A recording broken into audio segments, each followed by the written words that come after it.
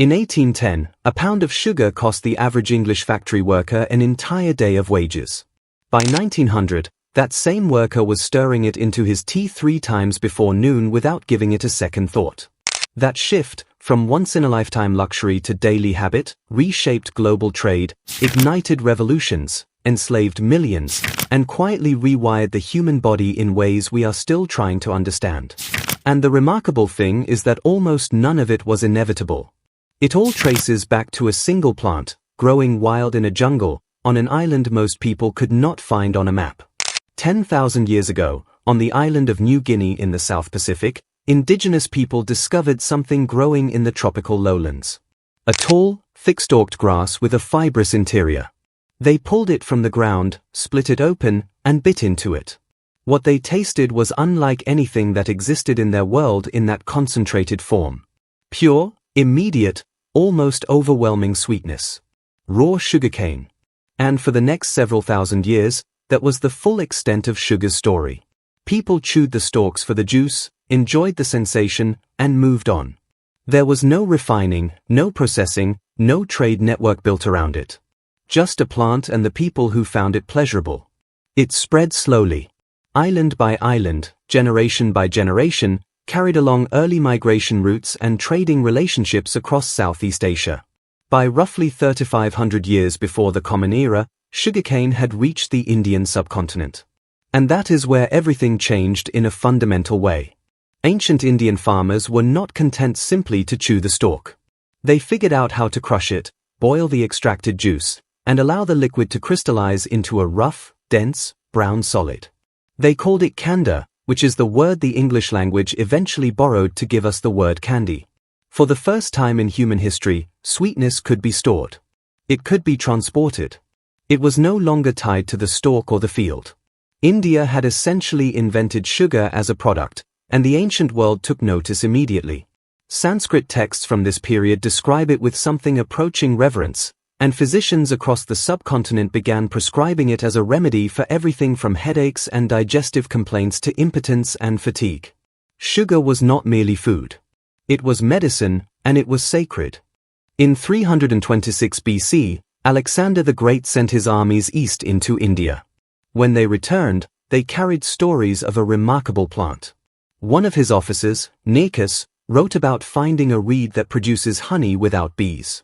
The Greeks were genuinely astonished. They understood honey. But the idea that this level of sweetness could be extracted from a grass growing out of ordinary soil seemed almost too strange to believe. And yet even with this knowledge in hand, sugar remained an exotic curiosity in the Western world for centuries. It was too expensive to transport reliably, too geographically distant to be practical, and too foreign to the everyday life of Greece or Rome to gain any real foothold. When sugar did eventually appear in Roman pharmacies, it was sold in quantities so small and at prices so high that only the wealthiest citizens could afford it at all. Roman physicians prescribed it for stomach ailments and eye infections, treating it with the same care they gave to rare imported spices. A single pound could cost the equivalent of a common laborer's full month of wages. Sugar was not food in any practical sense. It was medicine, and it remained that way in Europe for nearly 1,000 years.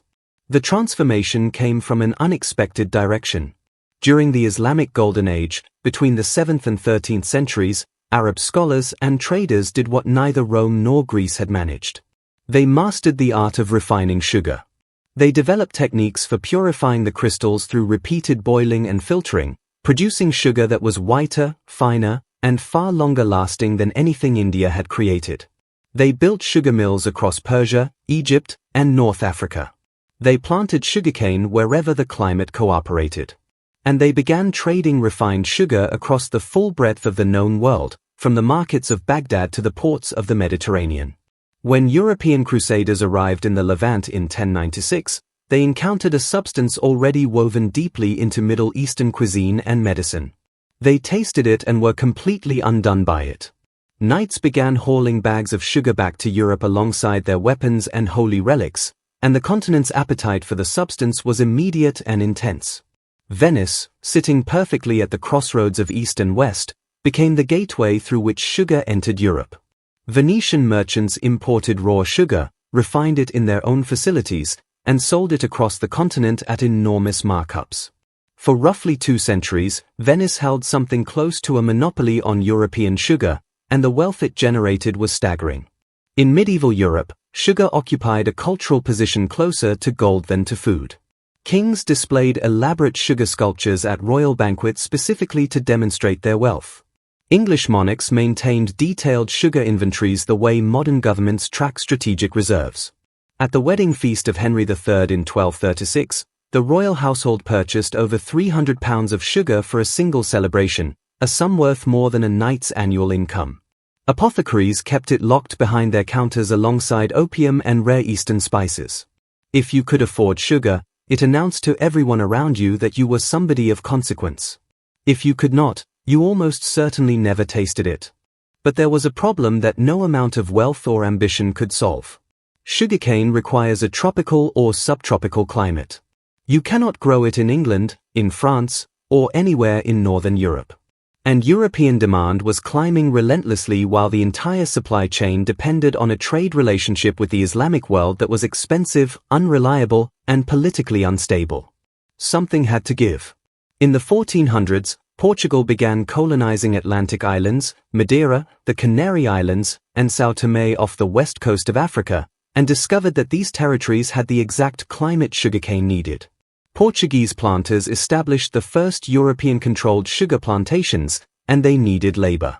They tried using convicts and poor Europeans first. That arrangement collapsed quickly. Sugar cultivation is genuinely brutal work. Planting, harvesting, and processing the cane requires physical endurance in extreme heat, often 18 to 20 hours a day during the harvest window. Workers broke down from exhaustion, injury, and tropical disease at devastating rates. So Portugal turned to enslaved Africans.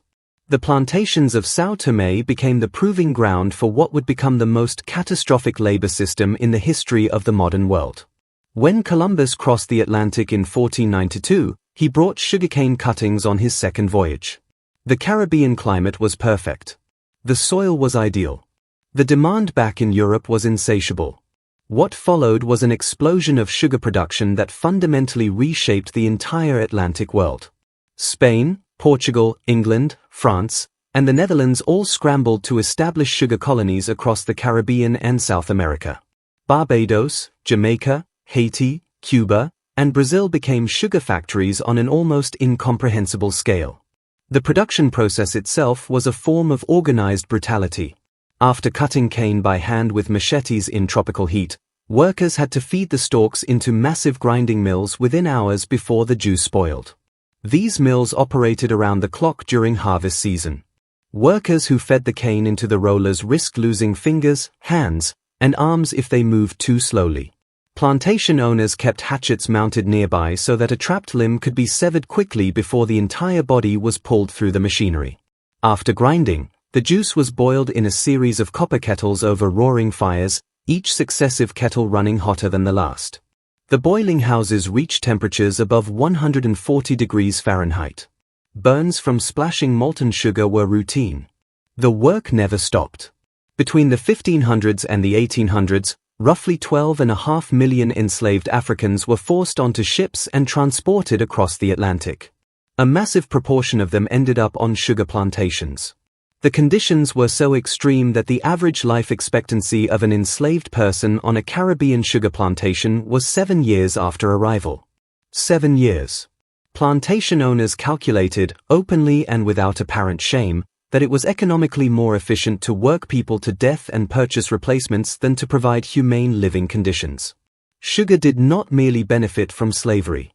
Sugar drove slavery. It was the economic engine that made the entire transatlantic slave trade financially rational to those who profited from it. By the 1700s, sugar had become the single most valuable commodity traded in the Atlantic world, more valuable than tobacco, cotton, or coffee. The profits built grand mansions in London and Paris. They funded navies, financed wars, and shaped the political geography of multiple continents. Every leg of the so-called triangle trade was lubricated by sugar money, and every European country with ocean access wanted a piece of it. On the French colony of Saint-Domingue, the island we now call Haiti, the pressures of the sugar system finally exploded. In 1791, hundreds of thousands of enslaved workers rose up simultaneously, burned the plantations to the ground, and launched a 12-year war against combined French, Spanish, and British military forces. By 1804, they had won. Haiti became the first free black republic in the Western Hemisphere, born directly from the fires of sugar plantations. France lost its most profitable colony overnight. Napoleon, who had dreamed of a vast sugar empire in the Americas, was forced to recalculate everything. Without Haiti's sugar revenue, holding the enormous Louisiana territory on the North American mainland made no financial sense. He sold it to the United States in 1803 for roughly $15 million, approximately 4 cents per acre. Sugar's collapse in Haiti, in a very literal sense, doubled the size of the United States. Napoleon also faced a second crisis. Britain's Royal Navy had blockaded French ports, cutting off access to Caribbean sugar entirely. France needed sweetness, and it needed a domestic source. Napoleon turned to sugar beets. A German chemist named Andreas Marggraf had demonstrated decades earlier that European beets contained sucrose chemically identical to cane sugar. Napoleon poured government resources into beet sugar production, ordered tens of thousands of acres planted, and offered cash incentives to farmers who converted their fields. By 1813, France was producing millions of pounds of beet sugar per year.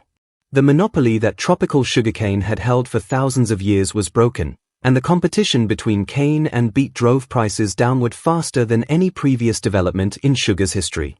Cheaper sugar meant more sugar in more products consumed by more people. The Industrial Revolution accelerated this process dramatically. Steam-powered mills, railways, and improved refining technology combined to produce sugar so white and so fine that it bore no resemblance to the rough brown crystals of ancient India. White sugar became a symbol of purity and modernity. And then came the pairing that would define modern eating habits entirely. Sugar and tea. British factory workers needed energy to sustain 12- and 14-hour shifts, and sweetened tea delivered fast calories at minimal cost. By 1850, British workers were consuming an average of 2 cups of sweetened tea per day. The government deliberately lowered tariffs on sugar imports to keep the working class fueled and productive. Cheap sweetened tea became the unofficial fuel of the British Empire. By the late 1800s, sugar had spread into every corner of Western cuisine. Jams, candies, baked goods, and sweetened drinks became working-class staples. And in the early 20th century, the Coca-Cola Company, founded in 1886, began selling millions of bottles per year, each one carrying a significant quantity of dissolved sugar. Other soda manufacturers followed. Candy bars appeared. Breakfast cereals transformed from plain grain into sugar-coated creations marketed directly at children. American sugar consumption climbed to levels no civilization in history had ever approached. By 1970, the average American was consuming over 100 pounds of sugar per year. And the sugar industry knew something the public did not. As early as the 1950s, internal research at major sugar companies was showing strong connections between elevated sugar consumption and heart disease. Rather than sharing this research, the industry buried it. In 1967, the Sugar Research Foundation paid 3 Harvard scientists the equivalent of roughly $50,000 in today's money to publish a review that explicitly downplayed sugar's role in heart disease and redirected the blame toward dietary fat. The review appeared in the New England Journal of Medicine, one of the most widely respected medical publications in the world, and it shaped nutritional policy for the next 3 decades. The consequences were staggering. For 30 years, the American public was told that fat was the enemy. Food companies removed fat from their products and replaced it with sugar to restore the flavor. The result was a wave of obesity, type 2 diabetes, and heart disease that killed millions. The cover-up began unraveling in 2016 when researchers at the University of California, San Francisco, uncovered the original internal industry documents. The papers revealed exactly how the industry had applied the tobacco playbook to food, manufacturing doubt, funding sympathetic research, attacking critics, and delaying regulation for as long as possible. Today, the average American consumes about 17 teaspoons of added sugar per day. The American Heart Association recommends no more than 6 for women and 9 for men. Sugar hides in pasta sauce, bread, salad dressing, yogurt, and granola bars. A single flavored yogurt often contains more sugar per ounce than a candy bar. A standard can of soda delivers approximately 10 teaspoons of sugar in a single sitting, exceeding the entire recommended daily limit before you have finished your lunch. Worldwide sugar production now exceeds 180 million tons per year. Brazil leads global output, followed by India, the same civilization that crystallized sugar from cane juice thousands of years ago and changed the course of human history in the process. Some governments are beginning to push back. Mexico introduced a soda tax in 2014 and consumption dropped by approximately 12% in the first year. The United Kingdom introduced its own sugar levy in 2018, which prompted major manufacturers to quietly reformulate their products before the tax even took effect. A 10,000-year-old grass from a tropical jungle in New Guinea became the most consequential crop in human history. It built empires. It enslaved millions. It toppled colonial governments, doubled the size of a nation, and quietly infiltrated almost every processed food on the planet. It is sitting in your kitchen right now, in your cereal, your ketchup, your bread, and your salad dressing. And now that you know the full weight of the history it carries, you may find it a little harder to reach for it without thinking.